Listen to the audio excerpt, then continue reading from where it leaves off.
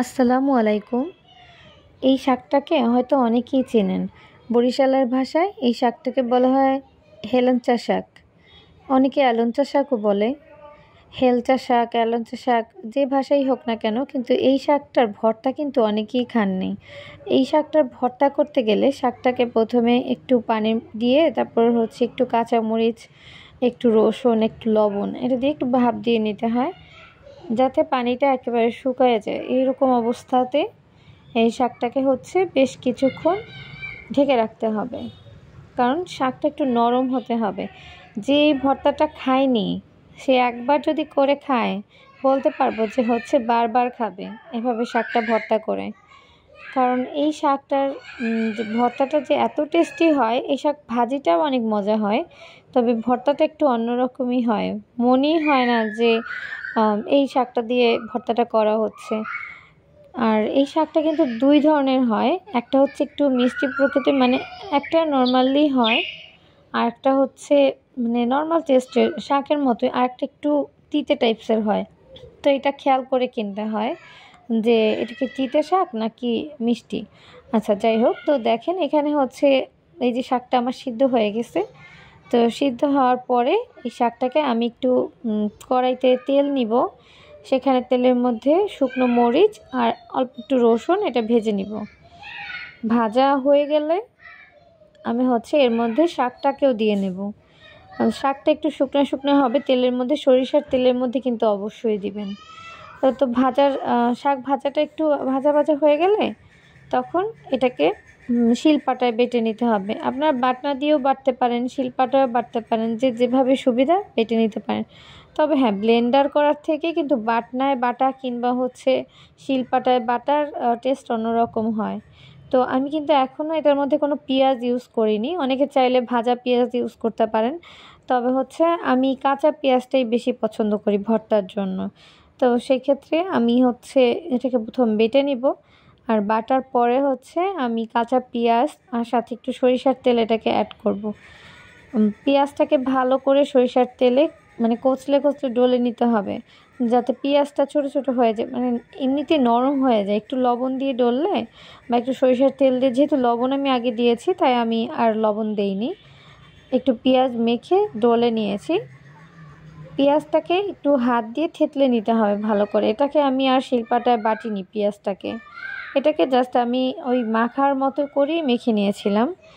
আর এরপরে সরিষার তেল যোগ করার পরে এটাকে হাত দিয়ে ভালো করে একটু মাখিয়ে নেব।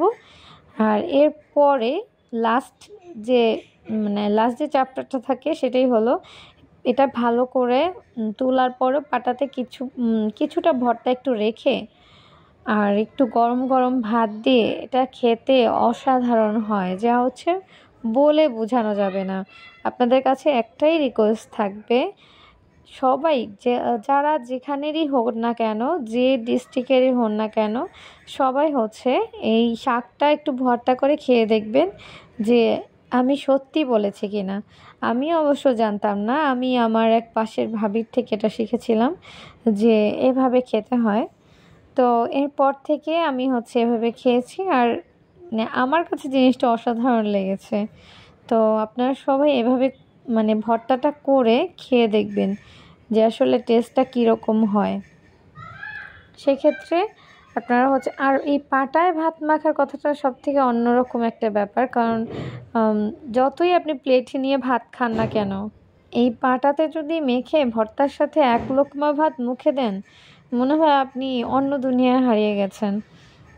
এতটাই টেস্ট হয় ভর্তাটা, পাটায় মাখা ভাত। পাটায় ভাত মাখাটা অনেকেই পছন্দ করেন, আর অনেকে খেয়েও থাকবেন। সাধারণত শুটকি ভর্তা আমরা এভাবে করে থাকি, বা অন্যান্য যে ভর্তাগুলো আমরা করি সেখানেও পাটায় মাখা ভাত এর সাথে খুব জমে যায়। তো এই ভর্তাটা আমি এই যে বাটিতে তুলে রাখলাম, আর এই হলো বাটিতে তোলার পরে আমার সেই ভাত মাখার জন্য পরের স্টেপটা শুরু হবে। এই যে পাটার মধ্যে ভর্তাটা আছে, সাথে একটু আমি ভাত নিয়ে নেব, গরম ভাত। তো 2-1 লোকমা মেখে আমি খেলাম, আর সাথে আমার বাচ্চা আছে ছোট, ওকেও দিলাম। তো ও ঝাল ছিল কিন্তু তারপরও খুবই বেশ পছন্দ করলো। আমি ওকে জাস্ট এটাই শেখাতে চাইলাম যে দেখো, আমাদের সাধারণত গ্রামে বা হচ্ছে সব জায়গায় এই যে পাটায় ভাতটা মেখে খাওয়া, এটা কিন্তু অন্যরকম একটা ট্রেডিশন, ঐতিহ্যই বলা যায়। ঠিক আছে? তো এটা খাওয়ার যে একটা টেস্ট, সেটা হচ্ছে বাচ্চারা তো কখনোই সাধারণত বোঝে না। আর ছোট বাচ্চারা তো বোঝেই না, কারণ সাধারণত এরা কখনোই গ্রামে দেখেনি এইভাবে খাওয়া বা শিখেও নি। তো আমি হচ্ছে এভাবে করে খাওয়ার চেষ্টা, আমি যে খেলাম সাথে ওকে দেখানোর পরে ও খুব এক্সাইটেড হয়ে গেল যে ও একটু খেতে চায়। তো আমি এরকম ছোট ছোট লোকমা করে ওকেও একটু খাইয়ে দিলাম। তো ঝাল লাগছে, ও খুব ঝালের জন্য মানে, তারপরও ঝাল লাগার পরেও সে এক্সাইটেড, কারণ হচ্ছে সে প্লেটে না, এই যে পাটায় মাখা ভাতটা খাচ্ছে এজন্য। আসলে যে যে খেয়েছেন এই ভর্তাটা বা যারা খাননি, তারা হচ্ছে আবার যদি খেয়ে দেখেন, তাহলে মুখের রুচি যদি নষ্ট হয়ে যায়, যে কোনো খাবারই খেতে ইচ্ছা করছে না, তখন এই ভর্তাটা করে খেয়ে দেখবেন যে আসলে মানে মুখের স্বাদ ফিরে আসবে। অন্তত 2 লোকমা ভাত খেলেও মজা করে খেতে পারবেন। খাবার যে টেস্ট, এটা মুখের যে রুচিটা ফিরিয়ে আনবেই হচ্ছে এই ভর্তা, যে এতটা অসাধারণ হয়। মানে এই ভর্তার সাথে অন্য কোনো মাছ মাংস বা বিরিয়ানি কোনো কিছুর তুলনা হয় না। বিরিয়ানির টেস্ট অন্যরকম আর এই ভর্তার টেস্টটা অন্যরকম। জাস্ট এক কথায় অসাধারণ।